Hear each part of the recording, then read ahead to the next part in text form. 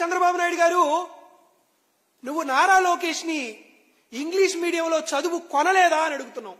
చదువుకునేటువంటి శక్తి సామర్థ్య పవన్ కళ్యాణ్ కానీ లోకేష్ కానీ లేదు కాబట్టి లోకేష్ నువ్వు చదువు కొనుక్కోలేదా అని అడుగుతున్నావు. పవన్ కళ్యాణ్ ఒక మాట అడుగుతున్నా, 1984లో పవన్ కళ్యాణ్ 10వ తరగతి చదువుకున్నాడు. ఎక్కడ చదువుకున్నాడు? నెల్లూరు పట్టణంలోని సెయింట్ జోసెఫ్ ఇంగ్లీష్ మీడియం స్కూల్లో చదువుకున్నాడు. అంటే 40 ఏళ్ల క్రితం పవన్ కళ్యాణ్ తల్లిదండ్రులు ఇంగ్లీష్ మీడియంలో చదివించాలి అని ఇంగ్లీష్ మీడియం స్కూల్లో ఆయన్ని చదివించారు. సరే, ఆయనకి చదువు అబ్బలేదు, గాలికి తిరిగాడు, గాలికి పోయాడు, అది వేరే విషయం. ఆయన వ్యక్తిగత జీవితంలో ఆయన పడినటువంటి సమస్యలు అవన్నీ వేరే విషయం.